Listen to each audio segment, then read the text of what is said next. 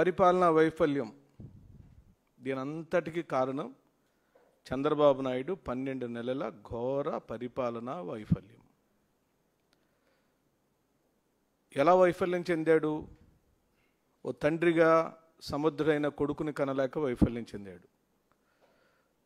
ఓ నాయకుడిగా సొంతగా తెలుగుదేశం పార్టీ ఒక్కటే పోటీ చేసి అధికారంలోకి రాక వైఫల్యం చెందాడు. పొత్తు పెట్టుకున్న బీజేపీ నిధులు తెచ్చుకోవటంలో ఫెయిల్ అయ్యాడు.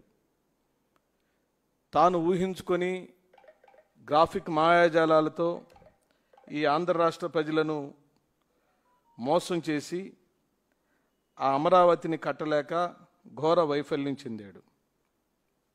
ఇన్ని వైఫల్యాలతో పాటు కొడుకు ఎట్టాగా పనికి రాకుండా పోయాడు. దత్త కొడుకు అన్నా పనికి వస్తాడనుకుంటే దత్త కొడుకు సినిమాల్లోకి వెళ్ళిపోయాడు. ఈ రాష్ట్ర ఉప ముఖ్యమంత్రి ఎక్కడున్నాడని మనం ఎవరినైనా అడిగితే సినిమా షూటింగ్లో ఉన్నాడు, లేదా సినిమా ప్రమోషన్లో ఉన్నాడు, లేదా తీయబోయే సినిమాకు సంబంధించిన చర్చల్లో ఉన్నాడు. పరిపాలన ఎవరు చేస్తున్నారు? గాలికి వదిలేశారు.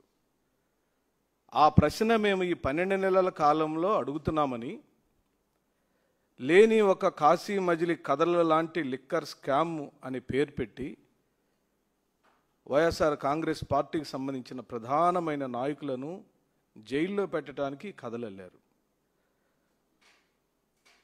మీరు బాగా గమనిస్తే అమరావతిలో 40,000 ఎకరాలు కొత్తగా తీసుకుంటానంటే ప్రజలు తిరుగుబాటు చేశారు. చంద్రబాబు నాయుడు తాను చేయాలనుకుంటున్న అమరావతి నిర్మాణంలో ఘోర వైఫల్యం చెందాడు. ఆనాడు ఎన్టీఆర్ని గద్దె దింపి లక్ష్మీ పార్వతి గారిని ఏ విధంగా అయితే ఈ రాష్ట్ర ప్రజలకు తెలుగుదేశం పార్టీ కార్యకర్తలకు బూచిగా చూపించి తనకి ఏ మాత్రము అర్హత లేకుండా ముఖ్యమంత్రి స్థానంలోకి ఎక్కి కూర్చున్నాడో ఆనాడు మొదలెట్టిన కుట్ర, అంటే పత్రిక ఆధారితమైన కుట్ర, మీడియా ఆధారితమైన కుట్ర, లేని అబోధ కల్పనలను విస్తృతంగా ప్రజల్లోకి తీసుకెళ్లటం, ఆనాడు ఎన్టీఆర్ యొక్క వ్యక్తిత్వ హననం ఏ విధంగా అయితే జరిగిందో ఈనాడు వైఎస్ జగన్మోహన్ రెడ్డి యొక్క వ్యక్తిత్వ హననానికి అదే నాయకుడు ప్రతి నాయకుడిగా చంద్రబాబు నాయుడు ప్రయత్నాల మీద ప్రయత్నాలు చేస్తున్నాడు జగన్మోహన్ రెడ్డి గారిని మరక వేయాలని. ఎన్టీఆర్ అవమాన భారాన్ని తట్టుకోలేక వయసు పెద్దదైపోయింది, ఓ మహానటుడు, తను పట్టుకున్న పార్టీ, తన అధికారంలోకి వచ్చిన పార్టీ, ఏమాత్రం సంబంధం లేని నారా కజ్జూనాయుడు గారి కుమారుడైన చంద్రబాబు నాయుడు గారు నందమూరి వారసులకు సంబంధించిన పార్టీని తీసుకొని వెళ్ళిపోయి ఈ రోజు వరకు ఆ పార్టీకి తాను అధ్యక్షుడిగా ఉంటే ఆ రోజు ఎన్టీఆర్ గగ్గోలు పెడితే ఆ ఎన్టీఆర్ మాటను కూడా చలనీయకుండా చేసిన చంద్రబాబు నాయుడు ఈ రోజున వైఎస్ఆర్ గారి కుమారుడైన జగన్మోహన్ రెడ్డి గారు ఓ బలహీన వర్గాలకు, దళితులకు, మైనార్టీలకు, పేదలైన కమ్మాలకు, రెడ్లకు, బ్రాహ్మణులకు అందరికీ సమానమైన న్యాయం చేస్తున్నాడు. ఈ పిల్లగాడిని ఎలా ఆపాలో తెలియక బమిని చేసే కార్యక్రమం జరుగుతుంది. ఈ రాష్ట్ర ప్రజలకు వైఎస్ఆర్ కాంగ్రెస్ పార్టీ చేతులు జోడించి వినమ్రంగా వేడుకుంటున్నాం, నిజాలు పరిశీలించమని అడుగుతున్నాం. 11 కోట్ల రూపాయలు ఫామ్ హౌస్లో దొరికినవి రాజ్ కసిరెడ్డి అని చెప్పారు. ఆంధ్రజ్యోతి, ఈనాడు, తెలుగుదేశం మీడియా చెప్పింది. రాజ్ కసిరెడ్డివా కాదా? రాజ్ కసిరెడ్డి మద్యం ఈ పనుల్లో చేశాడా లేదా, ఆయన పాత్ర ఏమిటి అనే దాని మీద వైఎస్ఆర్ కాంగ్రెస్ పార్టీకి ఏమాత్రం సంబంధం లేదు. నేను దాని గురించి మాట్లాడలేదు. రాజ్ కసిరెడ్డి వాదనను గురించి రాష్ట్ర ప్రజలకు చెబుతున్నాను. రాజ్ కసిరెడ్డి వాదన ఏమిటంటే, ఫామ్ హౌస్లో దొరికిన 11 కోట్ల రూపాయల డబ్బులను దయచేసి డిపాజిట్ చేస్తే బ్యాంకులలో మిగతా డబ్బులతో వాటిని కలపొద్దు అని చెప్పాడు. రాష్ట్ర ప్రజలారా, విఘ్నులారా, మేధావులారా, పత్రికేయుల ప్రముఖులారా, మీడియా సోదరులారా, ఆలోచించమని చెప్పి అడుగుతుంది వైఎస్ఆర్సీపీ. ఆ డబ్బులు కలపద్దు, అఫిడవిట్ వేశాడు కోర్టులో. ఇంకా పైగా ఏమడిగాడు రాజకేశ్ రెడ్డి? ఆ నోట్ల మీద ఉన్న నంబర్లను 2024 ఎన్నికల తదుపరి ముద్రించబడినవా, 2024 ఎన్నికలకు ముందు ముద్రించబడినవా కూడా తెలుసుకోవాలి కదా. అవి నా డబ్బులే అన్నప్పుడు, ఆ డబ్బులు కొత్తవైనప్పుడు, ఆ డబ్బులు ఏదో ఒక బ్యాంకులో నుంచి విత్డ్రా చేసే ఉంటారు కదా, ఆ బ్యాంకు వివరాలన్నీ కూడా బయటకు వస్తాయి కదా. ఆ ఫలానా నంబరు, ఆ నోట్ల కట్ల మీద ఉన్న నంబరు ఏ బ్యాంకు నుంచి విత్డ్రా చేసినవో ఈ రాష్ట్ర ప్రజలకు చెప్పాలి కదా అని రాజకేశ్ రెడ్డి కోర్టులో తన వాదనల్ని ఫైల్ చేశాడు. జడ్జి గారు ఏసీబీ కోర్టు చాలా న్యాయసమ్మతంగా తీసుకుని, మీరు ఎట్టి పరిస్థితుల్లో దొరికిన డబ్బులను మీరు డిపాజిట్ చేయొద్దు, చేస్తే వాటిని విడిగా పెట్టమని చెప్పింది. ఏ బాక్సుల్లో డబ్బులు దొరికినవో ఆ డబ్బుల వరకు, ఆ నోట్ల కట్ల వరకు మనీలో అన్ని డబ్బులతో కలపద్దు, ఈ డబ్బుల వరకు విడిగా పెట్టమని చెప్పింది. విచారణకు వచ్చిన అధికారి ఏసీబీ కోర్టులో న్యాయమూర్తి గారు చెప్పిన మాటకు మేము ఇప్పటికే డిపాజిట్ చేసాము అని చెప్పాడు. ఇది క్రైమ్ స్టోరీ అని ముందే చెప్పాను కదా. పూరి జగన్నాథ్ తెలుగు సినిమా ఇండస్ట్రీలో బాగా క్రైమ్ స్టోరీలు రాసే రచయితలు కూడా, దర్శకులు కూడా చంద్రబాబు నాయుడు, తెలుగుదేశం పార్టీ, ఈనాడు, ఆంధ్రజ్యోతిలు రాసే రచనల ముందు తల తోగలేకపోతున్నారండి. అసలు ఈ స్టోరీలు మనం ఇది వినే కొద్దీ, చెప్పే కొద్దీ, ఫలానా డబ్బులు నీది అని చెప్పేటప్పుడు ఆ డబ్బులు నేను ఎక్కడి నుంచి విత్డ్రా చేశాను, ఏ బ్యాంకులో నుంచి విత్డ్రా చేశాను, ఆ సీరియల్ నెంబరు ఆ బ్యాంకులో నమోదు అవుతుందా లేదా? ఈ రాష్ట్ర ప్రజలకు చెప్పండి, చంద్రబాబు నాయుడు చెప్పండి. ఎందుకు నీ సిట్ బృందం ఆ డబ్బులు ఎక్కడ డిపాజిట్ చేశారు, ఏ బ్యాంకులో చెప్పారో వాటికి సంబంధించిన రిసిట్ ఇవ్వమని అడుగుతుంది కోర్టు. బ్యాంకులో డిపాజిట్ చేస్తే ఏ బ్యాంకులో డిపాజిట్ చేశారు, ఏ బ్యాంకులో పెట్టారో ఆ బ్యాంకుకు సంబంధించిన రిసిట్ ఇవ్వమంటే ఆ అధికారి నిన్న ఉదయం నుంచి కోర్టులోకి వెళ్ళి, నిన్న ఉదయం కోర్టులో నుంచి వెళ్ళిపోయి ఈ రోజు వరకు కోర్టుకు హాజరు కాలేదు. రాష్ట్ర ప్రజలారా, బాధ్యత కలిగిన ప్రజలారా, ఆనాడు ఎన్టీఆర్ని ఏ విధంగా అయితే కుట్రబన్ని చంద్రబాబు నాయుడు గద్దె దింపి తానే శాశ్వతంగా తెలుగుదేశం పార్టీకి సంబంధించిన అధినేతగా ఉండటానికి చేసిన కుట్రలలో కొన్ని కుట్రలు ఈ రోజున స్వర్గీయ రాజశేఖర రెడ్డి గారి కుమారుడు శ్రీ వైఎస్ జగన్మోహన్ రెడ్డి మీద చేయటానికి తెరలేపాడు. ఖచ్చితంగా ఇది కుట్ర. నిజంగానే రాజకేశ్ రెడ్డికి సంబంధించిన డబ్బులైతే రాజకేశ్ రెడ్డి చెప్పిన వాదనలు అంగీకరించిన ఏసీబీ కోర్టు చెప్పినట్లుగా ఆ డబ్బులు ఎక్కడున్నాయో, ఏ బ్యాంకులో ఉన్నాయో వాటిని సపరేట్గా పెట్టమని చెప్పింది ఏసీబీ కోర్టు. పెట్టారా అని అడుగుతున్నాం మేము కూడా. వైఎస్ఆర్ కాంగ్రెస్ పార్టీ కూడా ఈ ప్రభుత్వాన్ని, ఈ ప్రభుత్వ హయాంలో నడుస్తున్న సిట్ అధికారులను మీరు ఆ డబ్బులను ప్రత్యేకంగా పెట్టారా, ఏ బ్యాంకులో డిపాజిట్ చేశారో వివరాలు దయచేసి రాష్ట్ర ప్రజలకు చెప్పమని అడుగుతుంది వైఎస్ఆర్ పార్టీ. ఎందుకంటే ఆ రాజకేశ్ రెడ్డిని మాకు లింక్ చేసి, మా నాయకుడు జగన్మోహన్ రెడ్డి గారికి లింక్ చేసి మీరు పదే పదే చేస్తున్న ఈ దుష్ట పన్నాగాలు ఈ రాష్ట్ర ప్రజలకు చెప్పాలనే మా ప్రయత్నం. రాజకేశ్ రెడ్డి లిక్కర్ స్కామ్లో ఇరుక్కొని ఉంటే, తప్పు చేస్తుంటే న్యాయబద్ధంగా ఏ శిక్షలు వేసినా వైఎస్ఆర్ కాంగ్రెస్ పార్టీకి ఏ మాత్రం సంబంధం లేదు, ఉండటానికే వీల్లేదు. కానీ మా నాయకుడు జగన్మోహన్ రెడ్డి మీద కుట్ర జరుగుతుంది, ఆ నాయకుడికి లింక్ చేసి రాజకేశ్ రెడ్డి పేరుని మీరు వాడుతున్నారు కాబట్టి మేము అభ్యంతరం పెడుతున్నాం. రాజకేశ్ రెడ్డి వాదనలను మీరు వినాలి, ఏసీబీ కోర్టుకు వివరాలు చెప్పమని డిమాండ్ చేస్తున్నాం. అక్కడ దొరికారండి దొంగల ముఠా. ఎక్కడో చోట దొరుకుతారు కానీ బాగా ప్లాన్ చేసి, పకడ్బందీగా ప్లాన్ చేసిన దొంగలు ఏదో ఒక క్లూ వదిలినట్టు ఆ డబ్బులు రాజకేశ్ రెడ్డి ఫలానా farm house owner Rajakesh Reddy ఇద్దరు స్నేహితులు కాబట్టి అక్కడ దాచిపెట్టుకున్నాడని చెప్తే, ఆయన తెల్లారేసరికి రాజకేశ్ రెడ్డి ఏమన్నాడు, ఆ డబ్బులు నాయే అయితే ఆ డబ్బులు నేను దాచిపెట్టి ఉంటే ఆ డబ్బులు సపరేట్గా పెట్టండి, ఆ ప్రింటెడ్ నంబర్లన్నీ జాగ్రత్తగా ఉంచండి, నేను ఎక్కడి నుంచి తెచ్చానో అవన్నీ ప్రూవ్ చేద్దురుకోనని చెప్పాడు.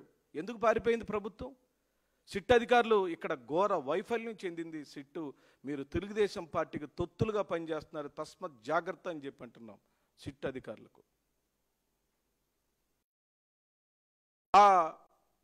ఆ ఫామ్ హౌస్లో ఫోటోగ్రఫీ చేయమని కరెన్సీని ఆ సులోచన ఫామ్ హౌస్ యజమానులను బెదిరించి అరుణ్ అనే వ్యక్తితో తప్పుడు వాంగ్మూలం చెప్పించుకొని, అంటే పాత్రదారులు ఎన్టీఆర్ని దింపడానికి రామోజీరావు గారు, చంద్రబాబు నాయుడు గారు, యనమల రామకృష్ణుడు గారు తదితర ఒక సమూహం అంతా ఏ విధంగా అయితే ఒక ప్లాన్డ్ ఆర్గనైజ్డ్ కుట్రని, చంద్రబాబు నాయుడు యొక్క కుట్రలు ఎప్పుడు కూడా యాదృచ్ఛికంగా జరిగినట్టుండవు, అకస్మాత్తుగా ఉండవు. ఒక పకడ్బందీ ప్లాన్తో ఒక అనూహ్యమైనటువంటి ప్రజలను మభ్యపెట్టడానికి కావాల్సిన మంత్రాంగం అంతా వాడతాడు. దానిలో నుంచి అరుణ్ అనే వ్యక్తిని అక్కడ ఫామ్ హౌస్లో తప్పుడు వాంగ్మూలం ఇప్పించుకొని ఈయన వైఎస్ఆర్సీపీ మీద బురద జల్లించే కార్యక్రమానికి వాడుకున్నమాట నిజమా కాదా? ఇప్పుడు మేము అడుగుతున్నాం, ఆ 11 కోట్ల రూపాయల డబ్బుల వ్యవహారాన్ని డైవర్ట్ చేయడానికి మళ్ళీ కొత్త క్రైమ్ స్టోరీ వచ్చింది.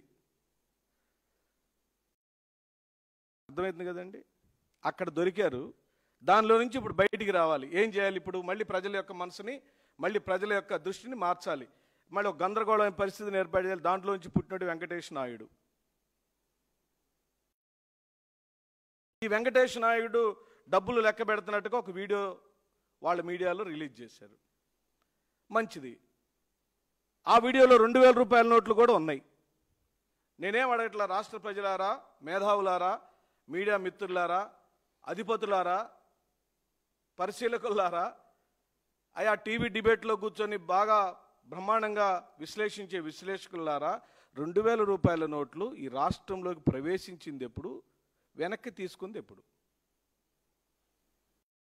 2000 రూపాయల నోట్లు ఈ రాష్ట్రంలోకి ప్రవేశించింది 2013 సంవత్సరంలో. సరిగ్గా 10 సంవత్సరాల తర్వాత 2000 రూపాయల నోట్లను వెనక్కి తీసుకున్నారు. ఈ వెంకటేష్ నాయుడు లెక్క పెడుతున్నట్టుగా చూపించిన నోట్ల కట్లలో 2000 రూపాయల నోట్ల కట్ట కూడా ఉంది. అంటే ఇప్పుడు డిమానిటైజేషన్కు ముందు 2000 రూపాయల నోటు లేదు. అంటే 2013కు ముందు 2000 రూపాయల నోటు లేదు. 2013 నుంచి 2023 మధ్యలో 2000 రూపాయల నోటు ఉంది. ఈ 2013 నుంచి 2023, 2013 నుంచి 14 రాష్ట్రాన్ని పరిపాలించింది ఎవరు? తెలుగుదేశం పార్టీ, చంద్రబాబు నాయుడు. 19 నుంచి 24 వరకు వైఎస్ జగన్మోహన్ రెడ్డి గారు పరిపాలించారు. 23లోనే 2000 రూపాయల నోట్లను కేంద్ర ప్రభుత్వం వెనక్కి తీసేసుకుంది. ఎవరి దగ్గర ఉన్న 2000 రూపాయల నోట్లైనా వెనక్కి తీసేసుకుంది. ఒకవేళ అది 2023 తర్వాత కనుక ఆ డబ్బులు ఈ వెంకటేష్ నాయుడు లెక్క పెట్టుండుంటే ఆ 2000 రూపాయల నోట్ల కట్లు నోట్ల మధ్యలో ఎందుకున్నాయి అని అడుగుతుంది వైఎస్ఆర్సీపీ. ఇక్కడ వెంకటేష్ నాయుడు తప్పు చేశాడా? ఆ డబ్బులు ఎక్కడి నుంచి వచ్చింది, ఎందుకు వచ్చినవి? ఆ డబ్బులు నిజంగానే వెంకటేష్ నాయుడువా? ఆయన క్రైమ్ చేశాడా, ఆయన నేరం చేశాడా? అది మా వాదం కాదు, మాకు సంబంధం లేదు. వైఎస్ఆర్ కాంగ్రెస్ పార్టీకి ఏమాత్రం సంబంధం లేదు. వెంకటేష్ నాయుడు అనేవాడు ఏ పార్టీకి సంబంధించిన వాడు అనే దానిలో మీరు 2 రోజుల నుంచి ఈనాడు, ఆంధ్రజ్యోతిలలో చాలా ప్రముఖంగా ఆ వెంకటేష్ నాయుడును మాకు జతగలుపుతూ వైఎస్ఆర్సీపీతో ఆయనకు సంబంధాలు ఉన్నాయని, వైఎస్ఆర్ కాంగ్రెస్ పార్టీకి సంబంధించిన వాడేనని, చెవిరెడ్డి భాస్కర్ రెడ్డికి అత్యంత అనుంగ శిష్యుడని, భాస్కర్ రెడ్డి ఆంతరంగికుడని, చెవిరెడ్డి భాస్కర్ రెడ్డి గారికి సంబంధించిన ఆర్థిక లావాదేవీలను ఈయనే చూశాడని మీరు ఒక అభియోగం మోపారు. దానికి ఆధారంగా ఒక ఫోటోను విడుదల చేశారు. అది మార్ఫింగ్ ఫోటోనా, తలకాయ తీసి తలకాయ పెట్టారా, మీరు ఏం చేశారో నాకు తెలియదు. అది విచారణ అధికారులే విచారించాలా. మరి ఇప్పుడు ఈ ఫోటో ఏమిటి? రాష్ట్ర ప్రజలు చూడండి. ఈ వెంకటేష్ నాయుడు 2024లో నారా చంద్రబాబు నాయుడు ముఖ్యమంత్రి అయిన తదుపరి ఈ రాష్ట్ర ముఖ్యమంత్రితో దిగిన ఫోటో. ఈయన ఏ పార్టీ వాడు? అది వదిలేద్దాం. షాడో ముఖ్యమంత్రి గారైన నారా లోకేష్ గారితో అదే వెంకటేష్ నాయుడు దిగిన ఫోటో. ఈయన ఏ పార్టీ వాడు? ముఖ్యమంత్రితో దిగాడండి, షాడో ముఖ్యమంత్రి గారితో దిగాడు. ముఖ్యమంత్రి గారికి సన్మానం. అయ్యా మళ్ళీ డూప్లికేట్ అనుకుంటారేమో, మార్ఫింగ్ అనుకుంటారో, షాల్వా సేమ్ టు సేమ్, అదే షాల్వా.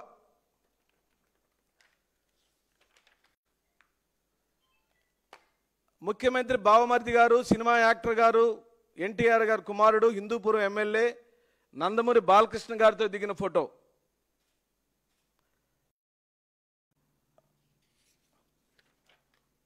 సరే, అదే ఈ వెంకటేష్ నాయుడు బాలకృష్ణ గారి రెండవ అల్లుడు, గీతం సంస్థ అధినేత, విశాఖపట్నం ఎంపీ, స్వయాన ఆంధ్ర రాష్ట్ర ముఖ్యమంత్రికి అత్యంత సమీప బంధువు ఈ ఎంపీ గారితో ఫోటో. ఒక ఎంపీ గారితో కాదు, ప్రస్తుత కేంద్ర మంత్రి, గుంటూరు ఎంపీ పెమ్మసాని చంద్రశేఖర్ గారితో ఫోటో. వాళ్ళ మిత్రబృందం అంతా దిగారు. నారా లోకేష్ గారితో ఒక ఫోటో కాదు, ఒక సందర్భం కాదు, 2 సందర్భాల్లో ఉన్నాయి. అంటే ఈయన అనుకున్నప్పుడల్లా కలిశాడు. ప్రస్తుత ప్రభుత్వంలో ముఖ్యమంత్రి గారి కుమారుడు, ముఖ్యమంత్రి గారి కన్నా ఎక్కువ అధికారం చెలాయిస్తున్న రెడ్ బుక్ రాజ్యాంగ సృష్టికర్త నారా లోకేష్ గారు ఈ నాయుడు గారిని ఎప్పుడంటే అప్పుడు కలిశాడు, ఎక్కడంటే అక్కడ కలిశాడు. మేమేదో ఉగాది ఫంక్షన్లో, ఉగాది జరిగేటప్పుడు గుంపులో ఎవరో వస్తే ఆనాటి ముఖ్యమంత్రి గారికి ఆ జిల్లా వాస్తవుడిగా పరిచయం చేయడానికి చెవిరెడ్డి భాస్కర్ రెడ్డి గారు ఉంటే భాస్కర్ రెడ్డి గారికి అంటగట్టాడు, ఈయన నోట్ల కట్టలు లెక్క పెడుతున్నట్టు. మరి ఇప్పుడు స్వయాన ముఖ్యమంత్రి గారితో ఉన్నాడు కదా, ఇప్పుడు ఆ డబ్బులని చంద్రబాబు నాయుడు అని మేము అంటున్నాం. ఖచ్చితంగా నారా చంద్రబాబు నాయుడిని, నారా లోకేష్ని, పెమ్మసాని చంద్రశేఖర్ని, విశాఖపట్నం ఎంపీని సిట్ అధికారులు తక్షణమే విచారించాలి. సిట్ అధికారులు ఏ మాత్రం దీంట్లో వెనకంజ వేసినా ఇది మీ కాశీ మజిలీ కథలలో వికృతమైన పారాగ్రాఫ్గా మిగిలిపోతుంది. ఫోటో ఆధారితంగా మీరు నేరాన్ని ఆపాదిస్తే వైఎస్ జగన్మోహన్ రెడ్డి గారు ముఖ్యమంత్రి స్థానంలో ఉండినప్పుడు ఒక సాధారణమైన పౌరుడిలాగా వచ్చి అతను ఫోటో దిగితే, చెవిరెడ్డి భాస్కర్ రెడ్డితో ఫోటో దిగితే, ఆయన ఎక్కడో వీడియోలో లెక్కబెట్టిన కట్లన్నీ మాకు ఆపాదించి వైఎస్ జగన్మోహన్ రెడ్డి గారిని దోషం చేయాలనే కార్యక్రమం జరుగుతుంది కదా. మరి ఈ రాష్ట్ర ప్రజలు ఇదంతా చూడమని అడుగుతుంది వైఎస్ఆర్ కాంగ్రెస్ పార్టీ. వినమ్రంగా, విధేయతతో, బాధ్యత కలిగిన ఓ రాజకీయ పార్టీగా మీరు ఓట్లేస్తే గెలిచి ముఖ్యమంత్రి అయిన జగన్మోహన్ రెడ్డి గారు మీకు పథకాలు ఇచ్చాడు, నేనున్నానని ఆదుకున్నాడు. తనెక్కడ కూడా ఒక్కసారి కూడా ప్రజలను వదిలిపెట్టిన సందర్భమే లేదు. అలాంటి నాయకుణ్ణి ఆనాడు ఎన్టీఆర్ మీద ఏ విధంగా అయితే కుట్ర చేశాడో చంద్రబాబు నాయుడు, ఇదిగో ఈ విధంగా అభూత కల్పనలతో, లేని కథలతో సృష్టించి ప్రజలను మభ్యపెట్టే కార్యక్రమం జరుగుతుంది. ఇంకోటి, ఆ అబ్బాయి, ఆ వెంకటేష్ నాయుడు తమన్నా భాటియాతో, సినిమా యాక్టర్తో కలిసి ఒక ప్రైవేటు విమానంతో వెళ్ళినట్టుగా ఈనాడు ఒక కథనం రాసింది. ఈ రోజున ఈనాడు రాసిన కథనం, ఆయన దర్జాల్లో ఉన్నాడని, దర్జాగా తిరుగుతున్నాడని, చార్టెడ్ ఫ్లైట్లో తిరుగుతున్నాడని అన్నారు. మంచిది, మేమేం కాదంట్లా. ఆయన ఎవరో, ఆయన ఎందుకు తిరుగుతున్నాడో, ఆ భాటియా ఎవరో మాకు సంబంధం లేదు.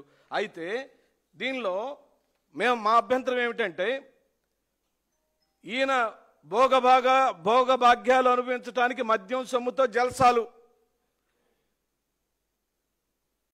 ఈయన చార్టెడ్ ఫ్లైట్లో తిరిగే స్తోమత కేవలం మద్యం సొమ్ముతోనే చేస్తున్నాడని, లేని మద్యం స్కామ్ను ఒకటి సృష్టించి ఆ వెంకటేష్ నాయుడిని వైసీపీకి అంటగట్టి ఆయనతో మమ్మల్ని జతకడుతున్నారు. మేము అడుగుతున్నాం, మరి ఈ టికెట్ ఎవరిదండి?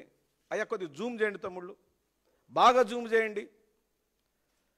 టికెట్ వచ్చింది పరిశోధనలో వైఎస్ఆర్ కాంగ్రెస్ పార్టీ మీడియాకు నేను హ్యాట్స్ ఆఫ్ చెబుతున్నాను.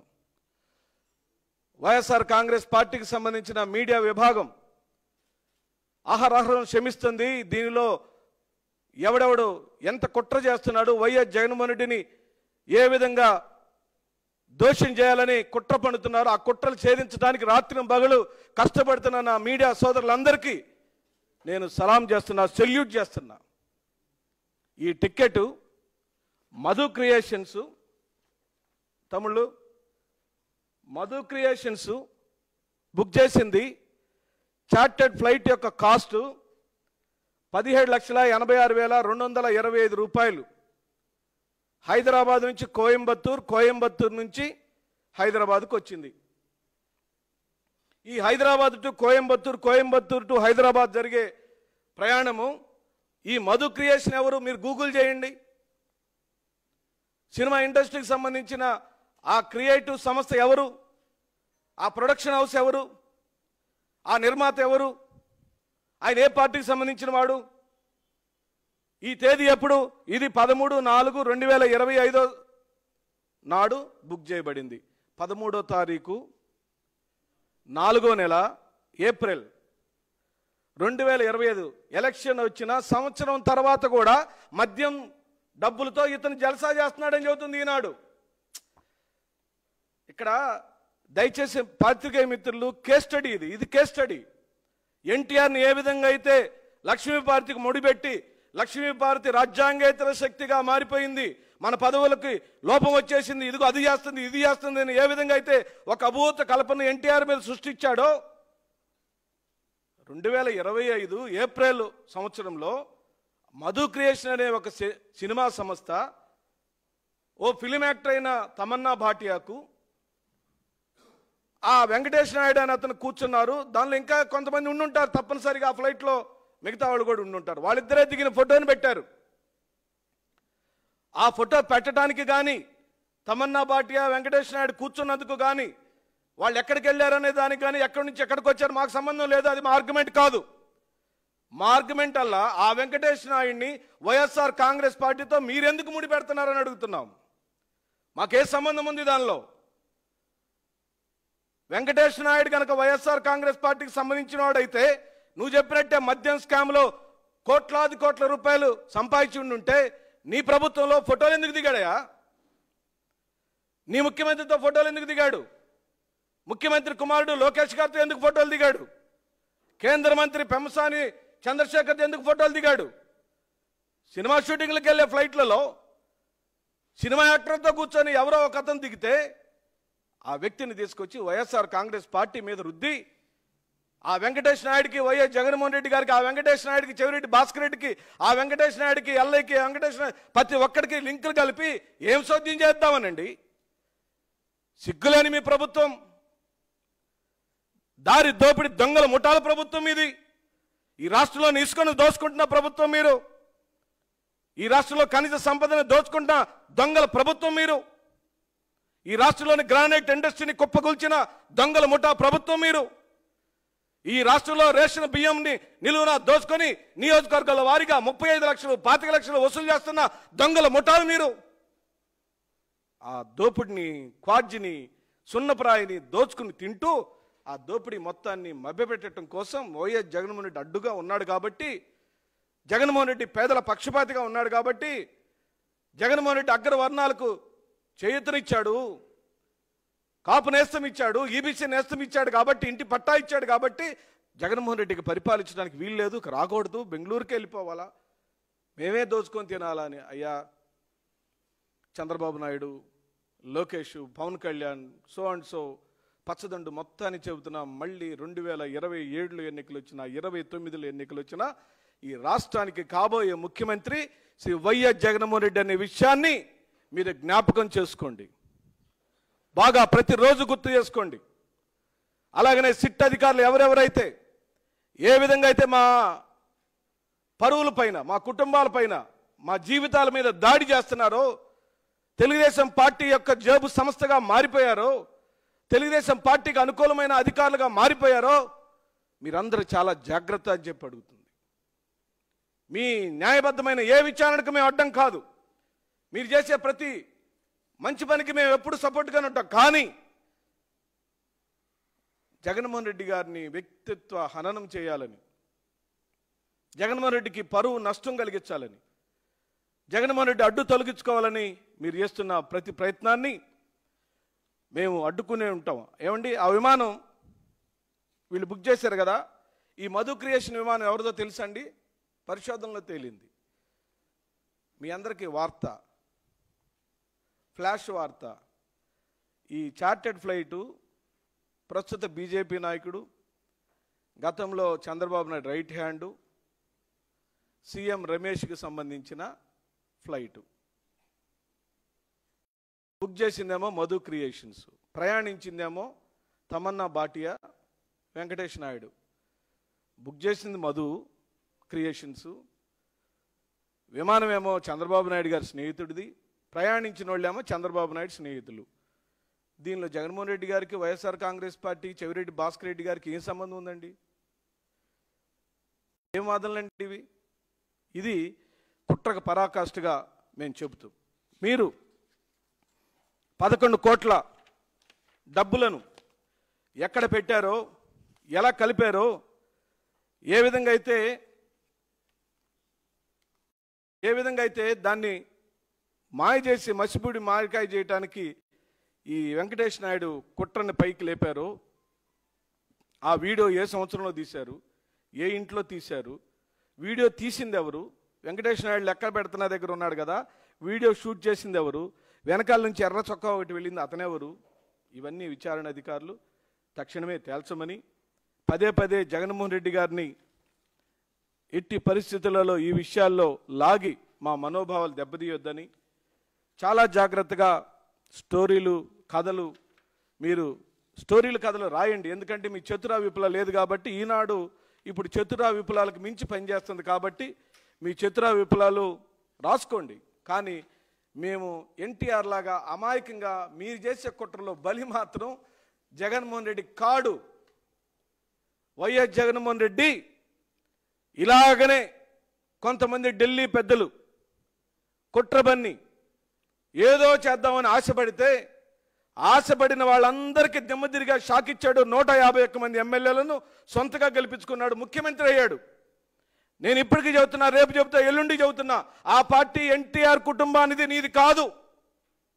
నువ్వెన్నాళ్ళున్నా నువ్వు అద్దె ముఖ్యమంత్రివే, నువ్వెన్నాళ్ళున్నా నువ్వు అద్దె ప్రెసిడెంట్వే. నిజంగా నందమూరి వారసులు కూడా ఆలోచించాలి. మీ తాతయ్య గారు పెట్టిన పార్టీ, మీ నాన్నగారి పార్టీ, కజ్జోన నాయుడు గారు అబ్బాయి చంద్రబాబు నాయుడు గారు అధ్యక్షులుగా ఉన్నారు, వారి మనవడేమో ఇప్పుడు షాడో ముఖ్యమంత్రిగా ఉన్నారు. మీరు ఎవరు లేరండి, మీరు ఉండరా? పురంధేశ్వరి గారు బీజేపీలో ఉంది. ఎక్కడ ఈ ప్రపంచంలో ఎక్కడ నీ ఘోరం ఉంటుందండి అసలు? అంటే ఎన్ని మాయల మరాఠీలు కాశీ మధ్యల కథ విప్లవాలు, అంటే క్రైమ్ స్టోరీలు ఎన్ని అల్లితే తనను గాని పార్టీని ఓన్ చేసుకొని ఎలా చేయగలుగుతాడంటే చంద్రబాబు నాయుడు మాత్రమే చేయగలుగుతాడు, ఎవ్వరు చేయలేరు. ఈ ప్రపంచంలో ఏ రాజకీయ నాయకుడు ఇలా చేయలేడు. కేవలం నారా చంద్రబాబు నాయుడు మాత్రమే తనదని కాని రాజకీయాన్ని చేసి చూపిస్తున్నాడు. కేవలం తన దగ్గర ఉన్న మీడియా సంస్థలు, తన క్రైమ్ బుర్రతో. కానీ దేవుడు గొప్పవాడు. వైఎస్ జగన్మోహన్ రెడ్డి గారికి కేవలం 50 సంవత్సరాలు మాత్రమే. కానీ చంద్రబాబు నాయుడు 77 ఏళ్ల వయసులో సాధించిన అనుభవం మొత్తాన్ని చంద్రబాబు నాయుడు యొక్క ప్రత్యర్థిగా వైఎస్ జగన్మోహన్ రెడ్డి గారు ఆనాడు ఢిల్లీ వాళ్ళ దగ్గర నుంచి కొంత, ఈరోజు చంద్రబాబు నాయుడు ద్వారా కొంత అపారమైన రాజకీయ జ్ఞానాన్ని తెలుసుకుంటున్నాడు.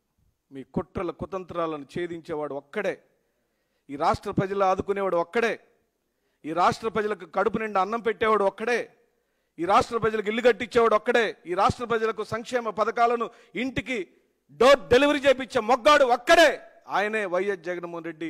ఆ వైఎస్ జగన్మోహన్ రెడ్డి ఆపటం మీ వల్ల కాదని చెప్తూ, మేము ఎన్టీఆర్ కాదని చెప్తూ సెలవు తీసుకుంటున్నాం.